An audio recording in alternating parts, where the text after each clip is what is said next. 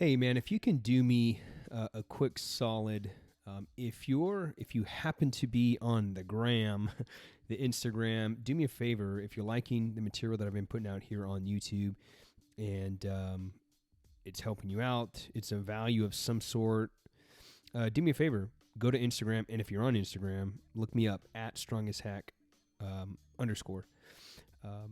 As I mentioned, I've been shut down by Facebook. Long story. Essentially, our account got hacked, and we're really working through that. But, I'm really thinking about just starting over. I think this is a sign for me, and pretty much thinking of really just dumping Facebook and going with Instagram. And so I just created a new account. My original Instagram got shut down. It was at Strongest Hack, and so I had to create a new one. So if you wouldn't mind doing me a solid, if you're liking the material that I'm putting out and you want to follow more of what I'm going to be doing, check me out on Instagram at strongashack underscore.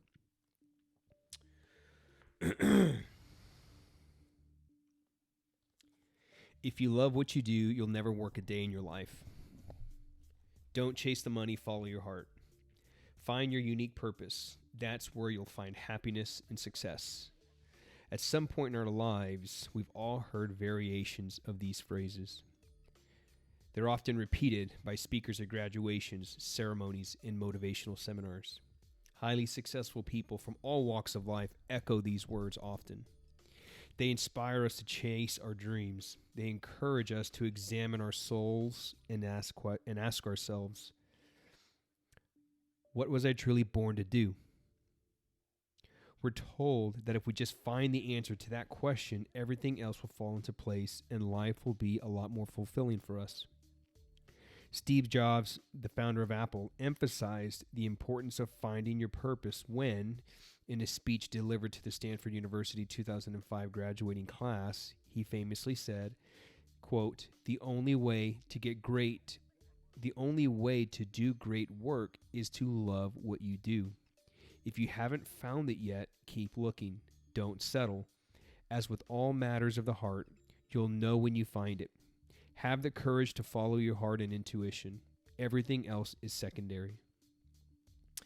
Billionaire entrepreneur Richard Branson said, quote, life is too short to waste your time doing things that don't light your fire. There is no greater thing you can do with your life and your work than follow your passions in a way that serves the world and you, end quote. These entrepreneurial legends, Jobs and Branson, don't use any qualifiers. They make it sound as if your success depends on finding your true calling. In the arts and entertainment industry, you'll find more of the same life guidance. Stephen King, one of my favorite fiction author, the most famous author of our time, said, quote, I never set a single word down on paper with the thought of being paid for it. I have written because it fulfilled me. I did it for the pure joy of the thing. And if you can do it for the joy, you can do it forever, end quote.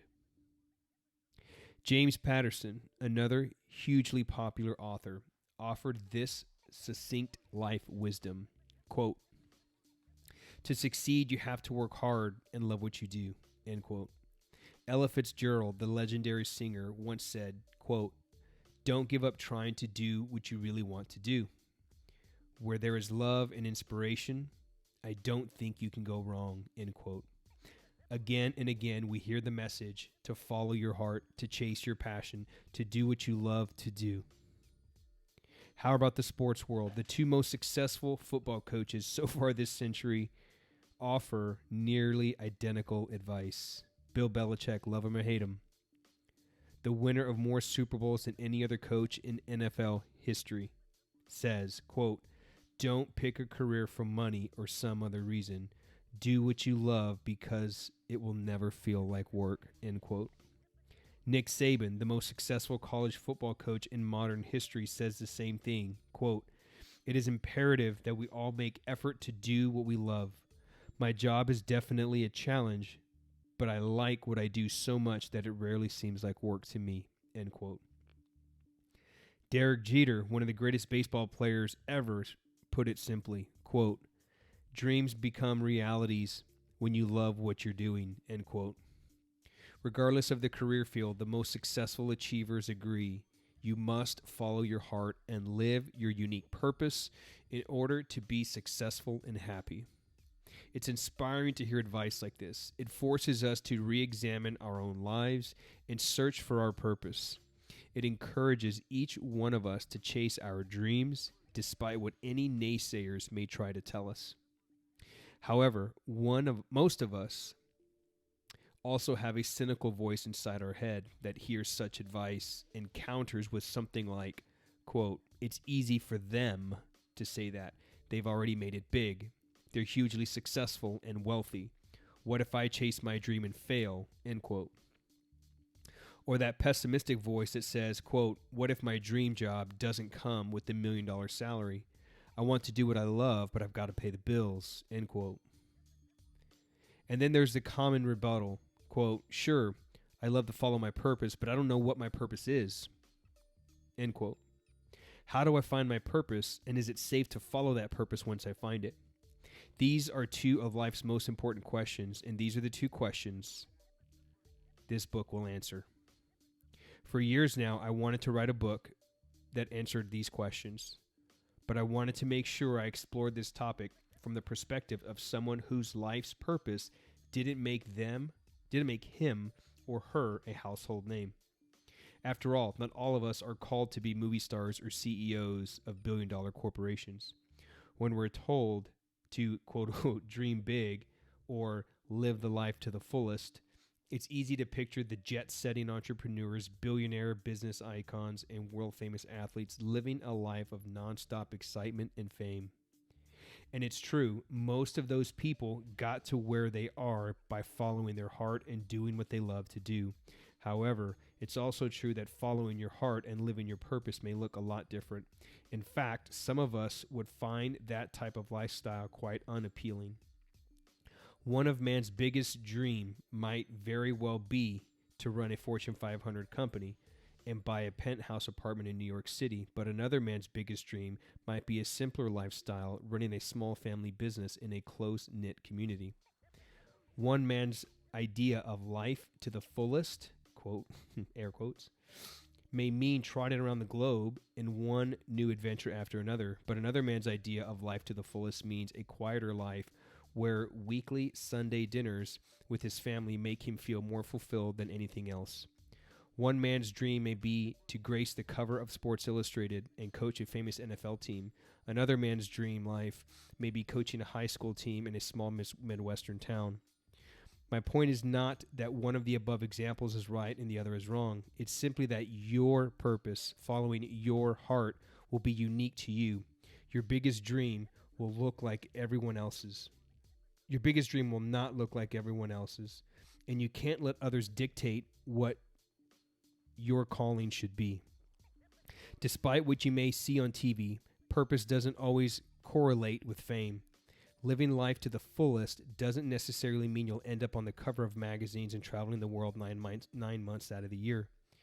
All around you in everyday life, there are people who are living their purpose.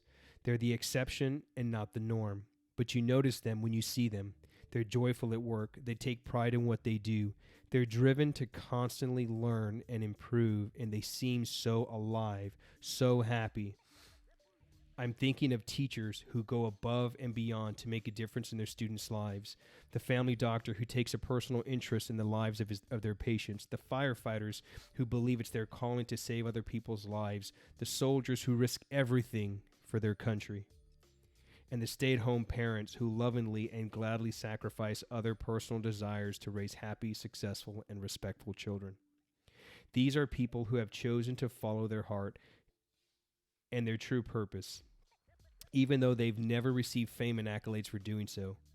I wanted to write a book about following your heart and living your purpose, but I wanted it to be applicable to everyone, not just those who are called to careers that can make themselves famous.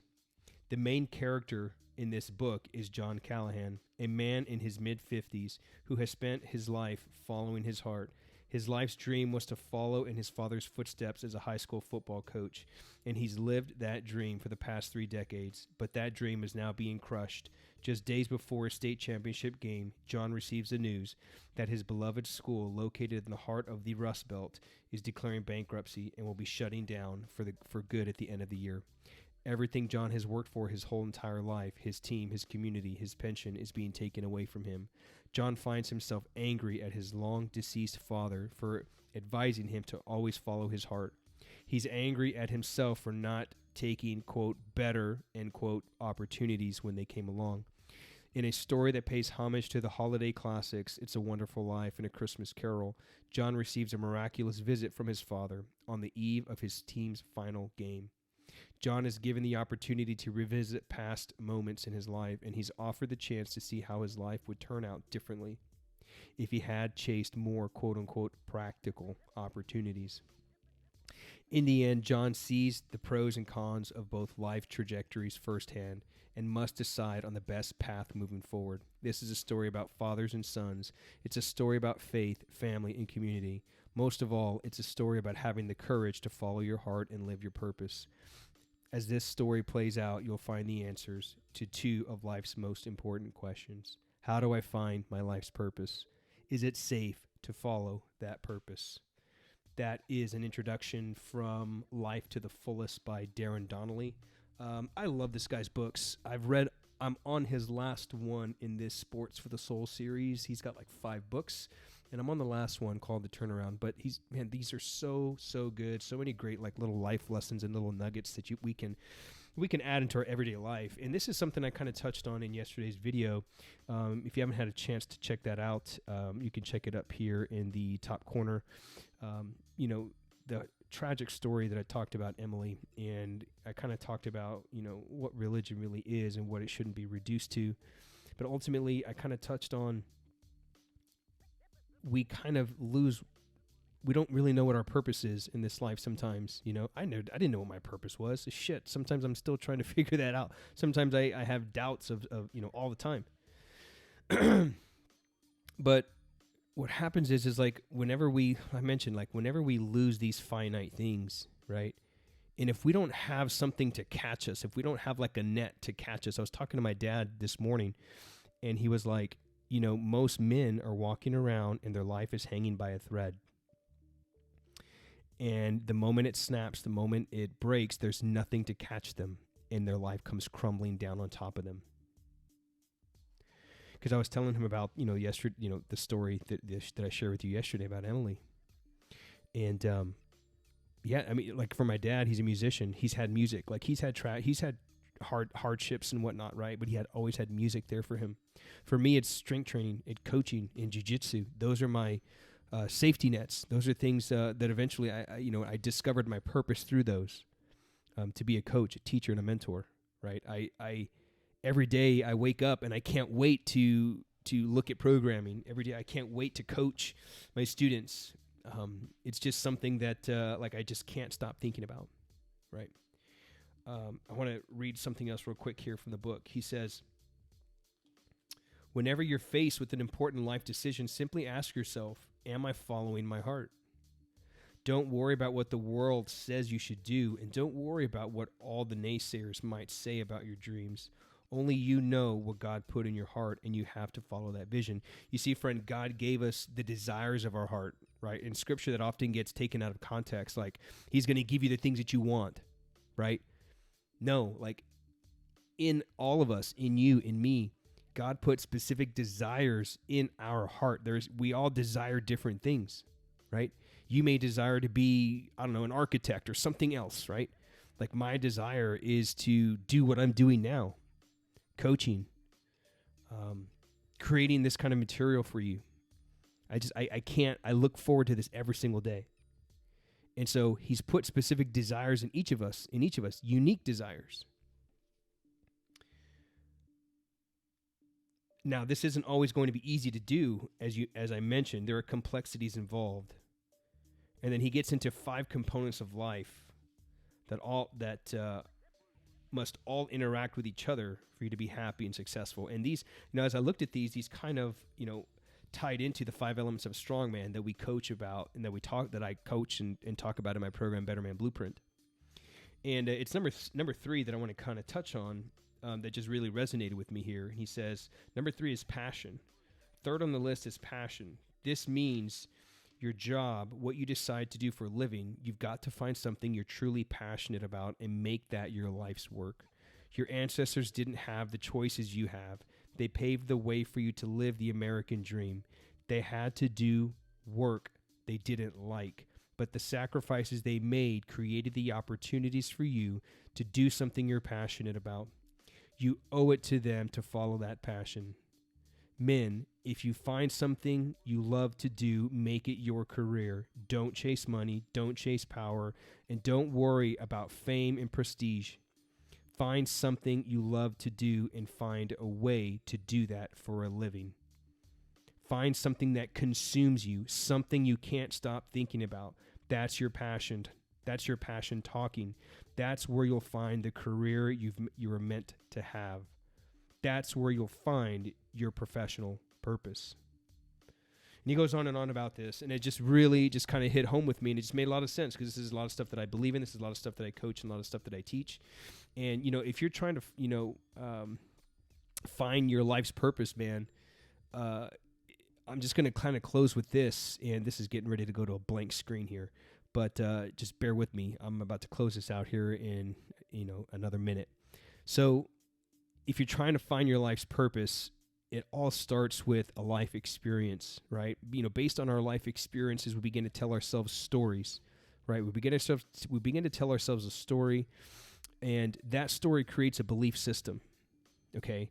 It creates a belief system. It creates a worldview, and that belief system sets your values, the things that you value in life, right? If you show me your current results of where you're at, show me your values and I'll show you your results, right? Like the things that you value, like if you're not sticking to your diet, if you're not sticking to your training, if you're not, spending time with your family, whatever that is, like show me your values and then I'll show you your results, right? And so your values help you gain clarity on what you want so you can set your vision of what's possible. Because after all, like, how can you hit a target that you can't see, right? So your values, what you value in life, this is step 1 of the Better Man Blueprint, is helping our guys get clarity on their values. That's step 1.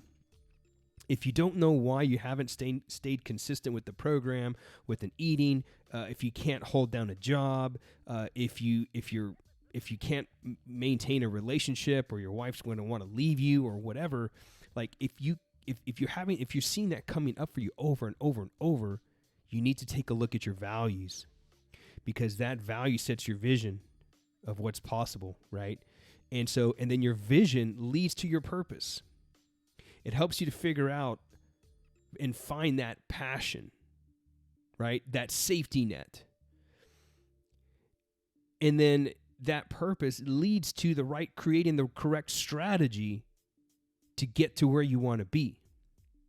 And the right strategy leads to action, aligned action. I talk about this action attraction method, which I'll drop the link in the description if you want to check out that post that I did on the blog. The right action leads to massive results in your life, right? Personally, financially, spiritually, like you name it, right? And so that's it, man. I just wanted to share that with you. Finding your purpose. What lights you up? What consumes you? What is it that you can't stop thinking about? That is your purpose. And if it's something that you'd be willing to do, like it's like honestly, like if I didn't have a gym and I wasn't paid to coach people, I would still do this. I would still do it. I would still create programs, and I would still want to help people become the strongest version of themselves, so that way they can have a bigger impact on their family, on their wife, on their kids. And so what is that for you? I don't know. You have to take some time and think about that. All right. So that's pretty much it, man. That's all I wanted to share with you today. In terms of training, this is the end of my first 3 days of variability. Tomorrow we're going to be diving into some technical day, and I've got some interesting stuff to show you what I'm going to be doing tomorrow. So that's all I got, man. I appreciate you watching. Appreciate you watching and listening to these episodes. And again, do me a quick solid. If you happen to be on Instagram, look me up at strongashheck_, and give me a follow if you want to follow what it is that I'm doing, what I'm putting out. Again, if you're enjoying this content and it's really helping you out, do me a solid and look me up on Instagram. Would love to connect with you there. So that's pretty much it, man. I appreciate you listening. Appreciate you watching. Appreciate your support. And I'll see you tomorrow. Peace.